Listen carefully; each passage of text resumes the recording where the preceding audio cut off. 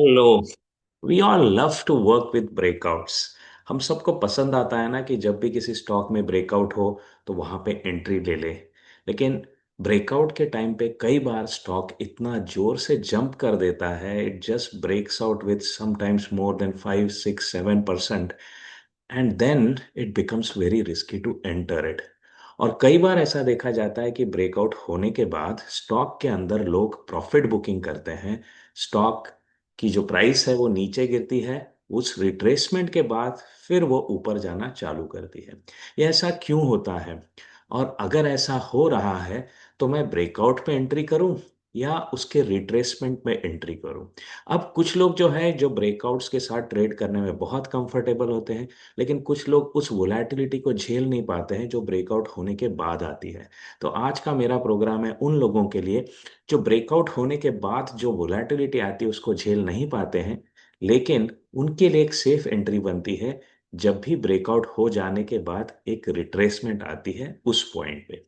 तो आज का हमारा डिस्कशन रहेगा ब्रेकआउट्स में रिट्रेसमेंट के टाइम पे एंट्री करना, किस तरीके से हम उसको स्कैन कर सकते हैं और उस स्कैनर के हिसाब से फिर एक एक करके हम एंट्रीज को कैसे ले सकते हैं, ये मैं आज आपके साथ शेयर करूंगा। मैं हूं मिलिंद उपासनी। मेरे पिछले 25 साल के एक्सपीरियंस को मैंने जितना कोशिश किया है एक सिस्टम में डाल डाल देता हूं, ताकि जो भी इस सिस्टम के साथ आगे काम करे उसका काम करना बहुत आसान हो जाए।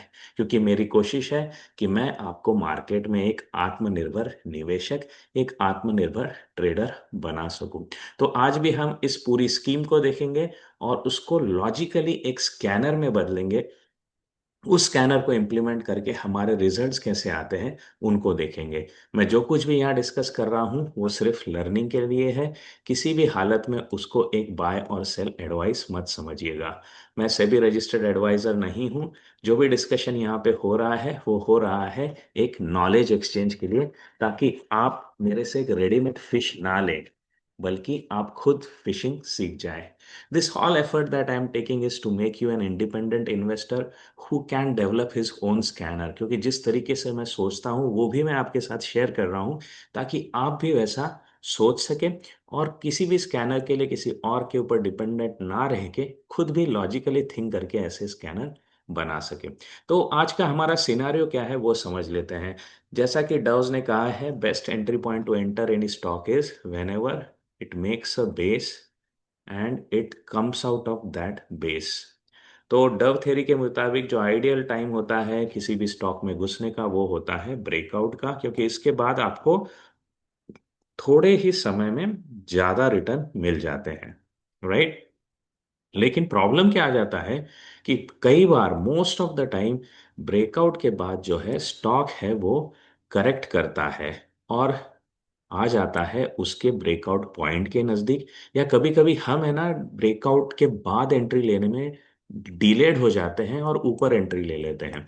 अब इस पॉइंट पे एंट्री लेने के बाद क्या होता है, जब ये करेक्शन आता है ना तब हम नर्वस हो जाते हैं। We become nervous with the post correction that comes after a breakout. अब ये करेक्शन क्यों आता है? इसके लिए दो रीजन होते हैं। सबसे पहला रीजन होता है जिन लोगों ने इस साइडवेज जोन में एंट्री ले ली है या अर्ली एंट्री ले ली है ब्रेकआउट में, they are playing for a swing. उनको इतना प्रॉफिट कम है, काफी है एक्चुअली, तो वो यहाँ से निकलना चालू कर देते हैं। और दूसरा है किसी भी स्टॉक के गिरने में अलग अलग लेवल्स पे लोग फंसे हुए होते हैं। जैसे ही उनको उनकी लेवल आती हुई दिखती है 2 3 महीनों के बाद वो एक्साइटमेंट में सोचते हैं कि बेटर है मैं इसको इसमें से निकल जाऊं। तो इन दो लोगों के कारण, one who are riding early plus who are stuck in the stock on the way up, जब भी स्टॉक चलता है उसके अपवर्ड जर्नी में भी साइडवेज जोन बनते बनते वो आगे बढ़ता है।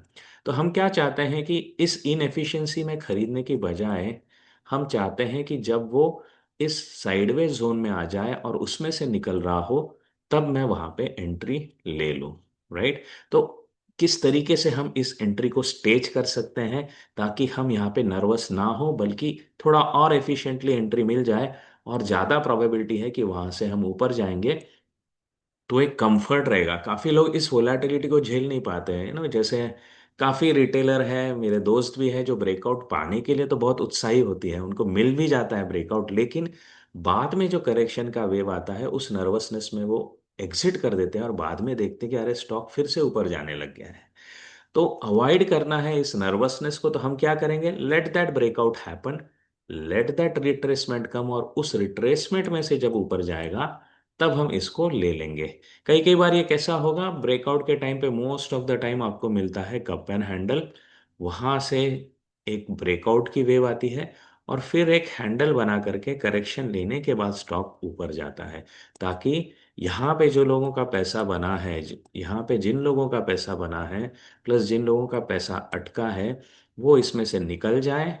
और फिर अगर उस बायर में इंटरेस्ट है, क्योंकि बड़ा बायर है, बड़ा इंस्टीट्यूशन है जो ब्रेकआउट को कॉज करता है, अगर उसका फिर भी इंटरेस्ट है इस ब्रेकआउट का आगे ले जाने में, तो इस वेव को वो नीचे की तरफ से एंट्री करके फिर से फ्रेश वेव क्रिएट करता है। तो हम कोशिश करेंगे स्कैनर के थ्रू ऐसे ब्यूटीफुल एंट्रीज को ढूंढे जहां से कम चांसेस होंगे कि हमारी एंट्री के बाद स्टॉक नीचे आए, ज्यादा चांसेस होंगे कि ऊपर आए, और ताकि इस पैनिक से हम संभल जाए। Getting my point? So overall इसको हम लॉजिकली कैसे थिंक करते हैं ये बताता हूँ। तो हमको एक्चुअली क्या देखना है कि सपोज हम देख रहे हैं 52 वीक्स के ब्रेकआउट, ठीक है, ये 52 वीक का ब्रेकआउट हम ले लेते हैं, स्टॉक ऊपर चला जाता है, राइट। तो ये 52 वीक्स के कंसोलिडेशन के पास सपोज ये स्टॉक ऊपर निकला है। Getting my point? फिर हम क्या करेंगे, देखेंगे कि वो जब करेक्शन हो करके एक मूविंग एवरेजेस के ऊपर आता है, क्योंकि जैसे जैसे स्टॉक ऊपर जाता है एवरेजेस भी ऊपर आते हैं, और एक पॉइंट पे स्टॉक इस एवरेज के नीचे आकर के फिर ऊपर निकल रहा होता है। तो हम इस पॉइंट पे आइडेंटिफाई करेंगे कि रिट्रेसमेंट के बाद जब इस मूविंग एवरेज से ऊपर निकल रहा है, वहां पे हम एंट्रीज हमारी प्लान करेंगे। लॉजिकली कैसे थिंक करेंगे कि आपका जो हाई है पिछले 3 महीने का, ठीक है, क्योंकि हम देख रहे हैं 20 पीरियड मूविंग एवरेज जो कि है एक मंथ का एवरेज, ठीक है। तो एक मंथ के एवरेज के नीचे आकर के अगर स्टॉक प्राइस को ऊपर जाना है तो कम से कम एक क्वार्टर का टाइम शायद उसमें लग सकता है ना, 1 महीना लग सकता है, या अराउंड 1.5 मंथ लग सकता है उस रिट्रेसमेंट को होने के लिए। तो उसको होने के लिए हम क्या करेंगे, सबसे पहले देखेंगे कि मेरे ये जो 3 महीनों का जो 12 वीक्स का जो मेरा हाई है, टिपिकली मेरा 12 वीक्स का जो हाई है, right, it should be same as the high for the 52 weeks. Getting my point? तो सबसे पहले मैं देखूंगा कि पिछले क्वार्टर में इसने 52 वीक हाई को ट्रैक किया था कि नहीं। अगर 52 वीक हाई को इसने हिट किया है तो मेरा इस क्वार्टर का जो हाई है इज द 52 वीक हाई, यानी मैं ब्रेकआउट के बाद रिट्रेसमेंट ढूंढ रहा हूं। Getting my point? तो अगर मेरा पिछले क्वार्टर का high is the 52 week high itself, यानी पिछले क्वार्टर में हमने 1 साल का हाई हिट किया था, और उसके बाद आज अगर मैं 20 पीरियड मूविंग एवरेज के ऊपर जा रहा हूं, तो मुझे वो स्टॉक बता दो। ओके, तो लॉजिकल थिंकिंग क्या है, again to make it very easy and clear, आप देख रहे हैं एक ब्रेकआउट जो आ रहा है 52 वीक के बाद। ओके, तो यहाँ पे मैं क्या करूंगा, मैं देखूंगा कि मेरे आज का टाइम यहाँ पे है, suppose this is my time frame, तो मैं देखूंगा कि मेरे एक क्वार्टर का यानी 12 वीक्स का जो हाई है मेरा, this is my 12 weeks high, right, is same as my 52 week high. तो इस 52 हफ्तों का भी जो हाई है वो सेम ही है यहाँ पे जो बना है, राइट। ये सब उस लेवल्स के नीचे थे, तो मुझे मिल गया है वो स्टॉक जिसने इस क्वार्टर में एक हाई मारा था। फिर मैं क्या देख रहा हूँ कि ये रिट्रेस होकर के एक मेरे 20 पीरियड मूविंग एवरेज को क्रॉस कर रहा है क्या। This is my 20 SMA। इसको आप अगर और टाइटली खेलना चाहते हो तो you can make it 9 period SMA also, it all depends on you. तो हमको क्या मिल जाता है, वो स्टॉक जो रिट्रेसमेंट होने के बाद फिर ऊपर की तरफ निकल रहा है। That is the whole idea, that is the whole plan over here. तो इस लॉजिक को हम 2 स्टेप में इंप्लीमेंट करेंगे कि maximum of last 12 weeks is greater than और equal to 52 weeks maximum close. Okay, and then today the price has crossed above the 20 daily SMA. Now this should get me the stocks which are retracing after hitting the 52 week highs within the last quarter. Okay, इससे ज़्यादा अगर आपको समझना है तो इस video को फिर रिपीट करिए कि लॉजिक हम किस तरीके से बना रहे हैं। तो let's start getting on to the scanner, and from there we'll start looking at the quick thing that how it works. So let's get on to the scanner. So I'll be taking over here, एक scanner बनाते हैं, create a new scanner. अगर आप चाहते हैं कि trading view में भी हम कुछ स्कैनर बनाएं आगे की स्ट्रेटेजीज के लिए तो डेफिनेटली कमेंट करिएगा, बिकॉज अभी बहुत सारे स्कैनर्स हम चार्टिंग पे ही बनाते जा रहे हैं। So let's look at the first condition, my maximum of my maximum of if I'm going to look over here, my maximum of last 12 weeks. Okay, close लेना है, हाई मत लीजिएगा, नहीं तो वोलेटिलिटी के पॉइंट्स अननेसेसरी वहां पे पकड़े जाएंगे, जहां पे एक्चुअली स्टॉक कभी स्टेबली रुका नहीं, वहां से जस्ट रिट्रेस हो गया, तो वो नहीं चाहिए हमको। तो maximum of last 12 weekly highs, okay, is greater than और equal to maximum of my 52 weeks, okay, close. Okay, तो मेरा इस क्वार्टर का जो हाई है वो पिछले पूरे साल का भी हाई है, तो we are within the first quarter after the breakout has happened, and today what has happened is that my close, मेरा जो डेली क्लोज है that has crossed above SMA 20, यानी ब्रेकआउट होने के बाद इसने डिप लिया है और आज 20 SMA के ऊपर क्रॉस कर रहा है। As usual, to avoid the ETFs and indices to come into this, हम एक कंडीशन डाल देंगे, एक डमी कंडीशन रहती है कि प्राइस टू बुक जो है आपका दैट इज ग्रेटर देन 0.1। तो इससे क्या हो जाता है कि सिर्फ सिर्फ और सिर्फ स्टॉक्स ही हमारे स्कैन में आएंगे, ETFs वगैरह हमारे स्कैन में नहीं आएंगे, right? We'll avoid all the bumpy, dumpy, jumpy stocks by taking the market cap जो है थोड़ा हाई ले लेते हैं। छोटे मार्केट कैप में फॉल्स ब्रेकआउट्स भी आते हैं, इज ग्रेटर देन से नंबर 1000, यानी 1000 CR के ऊपर के हम मार्केट कैप के स्टॉक्स को ले रहे हैं। Getting it? And now we will first save this, will call it as the retracement breakouts, retracement crossovers, क्योंकि ब्रेकआउट तो हो चुका है, वहां से हम रिट्रेस करके अब ऊपर की तरफ जा रहे हैं। Okay, let's run this. और यहाँ पे काफ़ी इंटरेस्टिंग नाम आए हैं, एक एक करके let's work on to them. So we will be having here Blue Jet Health Care, right? देखते हैं इसका क्या कंडीशन है। तो आपको दिख रहा है यहाँ पे, अगर आप देखेंगे तो मैंने डाला हुआ है 20 periods moving average, right, and then you are observing कि यहाँ पे हमारा ब्रेकआउट हुआ था। ब्रेकआउट कहाँ पे हुआ था? इन लेवल्स पे हमारा एक्चुअल ब्रेकआउट हमारा यहाँ पे हुआ था, वहाँ से और चलते गया स्टॉक, इसने एक हाई बनाया, उस हाई से डिप लेकर के देखिए आप ब्रेकआउट रिटेस्ट यहाँ पे हो गया है।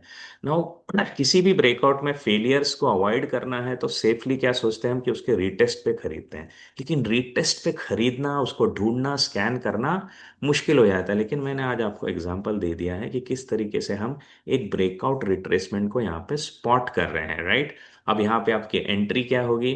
Definitely you can look at आपका स्टॉप लॉस क्या होगा, that you can decide, and plus आपका ट्रेलिंग स्टॉप लॉस कैसा बनेगा वो भी आप यहाँ पे देख सकते हैं। अगर आपको ये पूरा सिस्टम देखना है कि किस तरीके से हम एंट्री लें, एग्जिट लें, ट्रेलिंग स्टॉप लॉस लगाएं, तो you can definitely watch my breakout momentum program which is there on the Excel TRO websites, और जो कुछ भी आज का आपका सिस्टम है उसको फॉलो करिए। मैंने तो आपको रिट्रेसमेंट ब्रेकआउट स्टॉक ढूंढने का एक सिंपल सा मॉडल दे दिया है।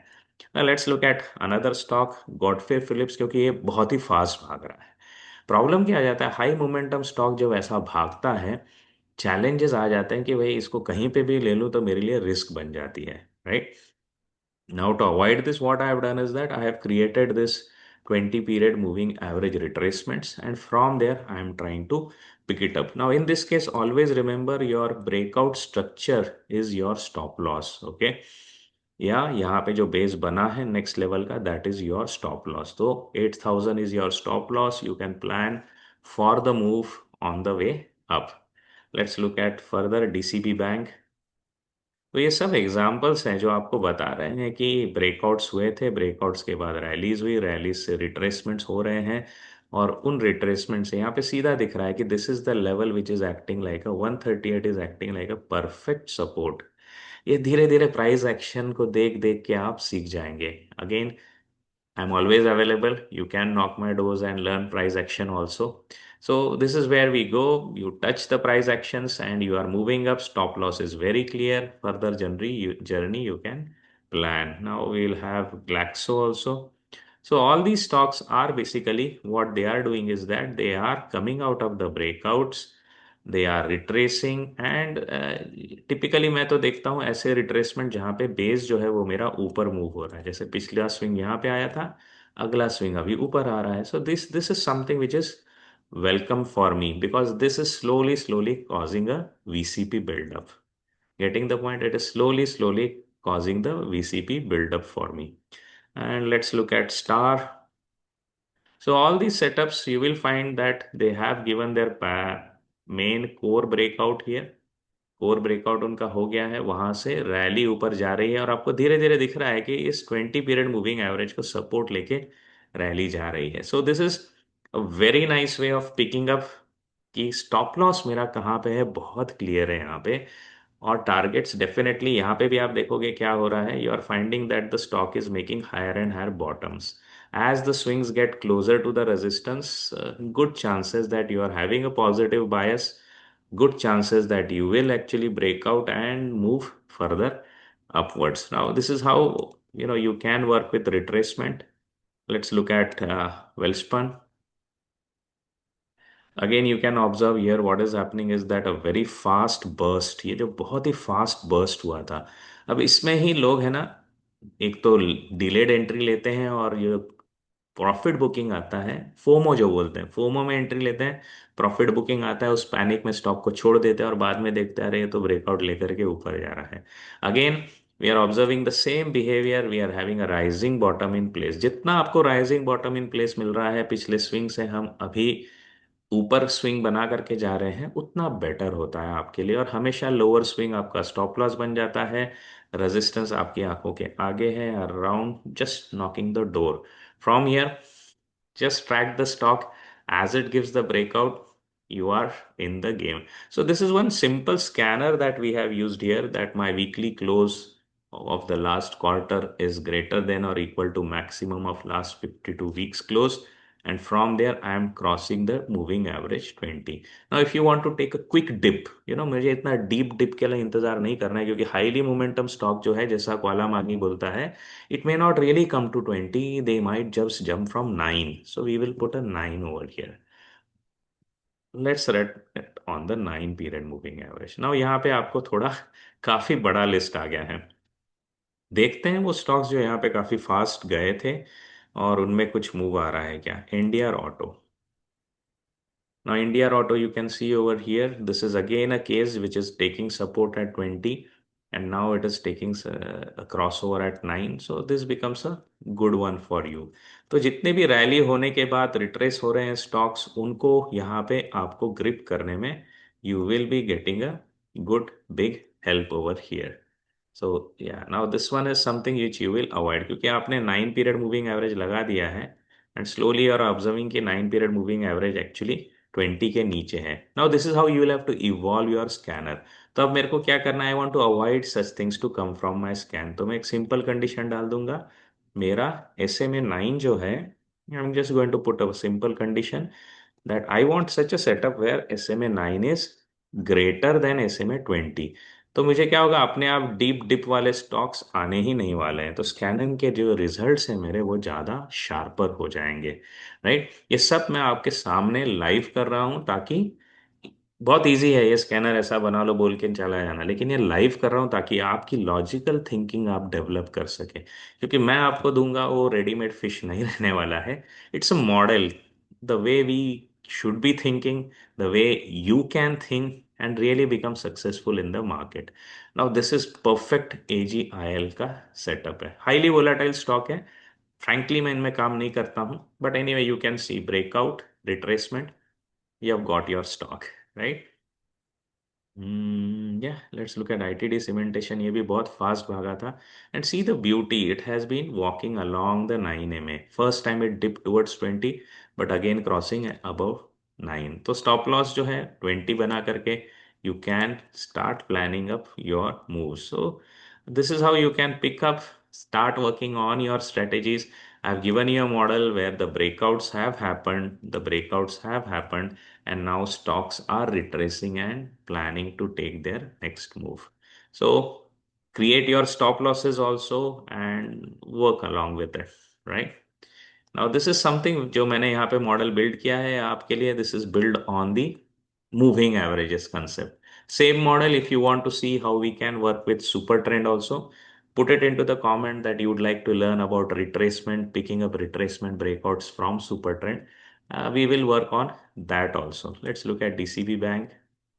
So slowly, you must be understanding what is happening here. You have a run up and you are seeing the retracement is coming from 138, and this is kind of bouncing up from there.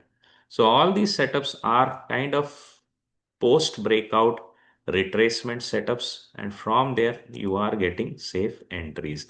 Rather than taking a stretched entry over here, what you are doing, you are waiting for the sellers to get down, and as they curve up you are joining the party. Same thing we are doing over here. So your stop losses are clear, you are avoiding the volatility that comes with the breakout, and instead focus on efficient entries. Indigo, again, you can observe Indigo gave a breakout here. I'll just remove the moving averages. Just look at price action also. You will slowly understand this scanner works wonder. ये आपको क्या दे रहा है? Perfect breakout retracement दे रहा है. So make this scanner, start evaluating the setups that you are getting, learn from them, and make hell lot of money in the market. Same thing here, breakout retracements, you are able to pick it up. So design it flexibly as you can think about with this model, and I am sure this whole approach is actually going to help you make money in the market. I hope this whole discussion that I had has given you a clarity that how in the market we can figure out that there are breakouts, and as per as our what I would say psychological comfort, we can pick up breakouts at the breakout itself or let them retrace and then drive from there. So दोस्तों आज का ये episode आपको कैसा लगा? Definitely mention it into the comment section. I'm always looking forward to your comments, and as you can see, most of the time I am responding also because your kind words always encourages me to deliver more, क्योंकि I want to see you guys become more intelligent in the market. जानिए और पहचानिए कि market संभावनाओं का खेल है, और इन संभावना तक हम कैसे पहुंचते हैं? रूल्स के द्वारा, और इन रूल्स को हम कैसे डिजाइन करते हैं सिनेरियो से, ये आज मैंने आपके साथ एक सैंपल केस के साथ डिस्कस किया है. Definitely my programs have deeper thoughts behind it, and they have a deeper thoughtful scanners. You can always access them, but these are quick updates that I'm giving you always to start thinking on your own and mature up and become profitable in the market. I hope you like this. Definitely keep on subscribing, keep on sharing this ahead with the folks who want to intelligently make money in the market without depending on tips. So take care. Bye bye. We'll connect again in market की चाल मिलिन के साथ.